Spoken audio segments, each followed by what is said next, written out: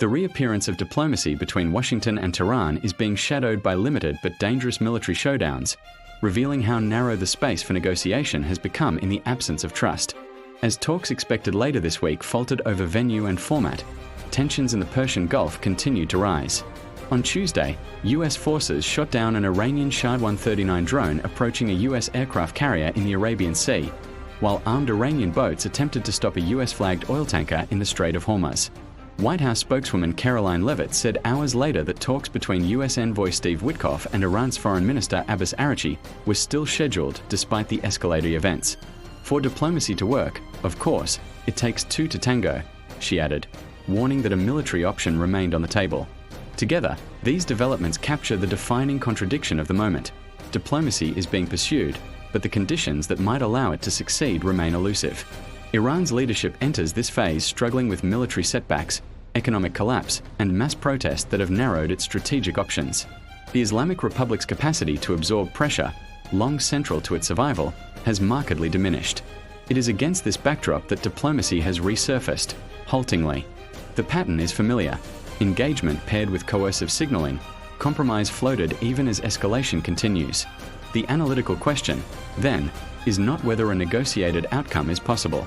It is whether any agreement reached under such conditions can resolve the underlying conflict without accelerating regime destabilization.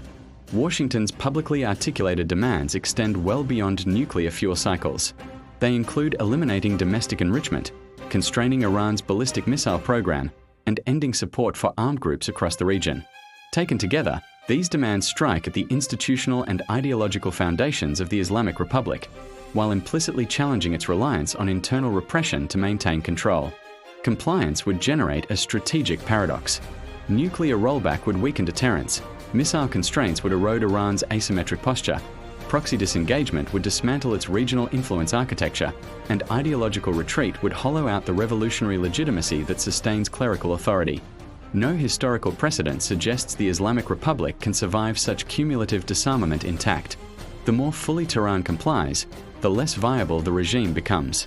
The protests of late 2025 and early 2026, unfolding as the rial fell to historic lows, rapidly evolved into demonstrations rejecting clerical rule and calling for systemic change. Regional reactions, particularly among Persian Gulf states, remain ambivalent. Some governments privately fear that an Iranian transition could introduce instability or renewed competition.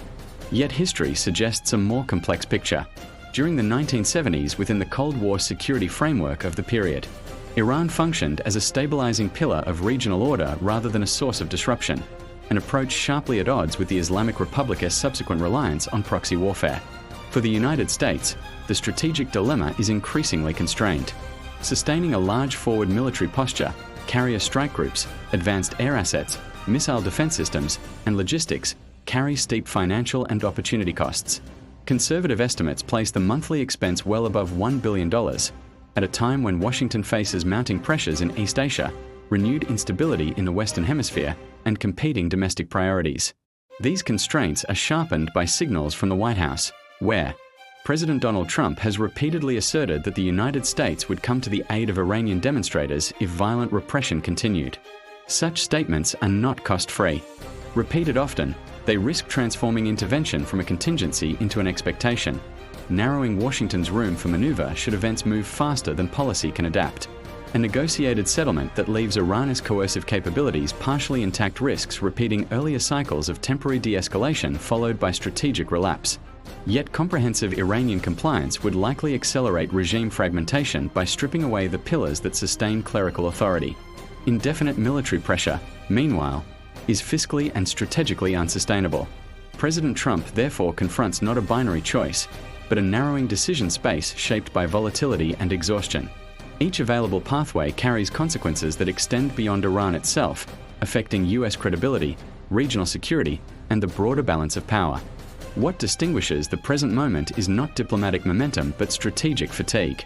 Negotiation still holds the possibility of de-escalation, but it no longer offers an obvious route to durable equilibrium. Instead, it points toward competing trajectories of erosion or escalation. How Washington manages this unstable phase will shape not only Iran's future, but the strategic contours of the Middle East for years to come.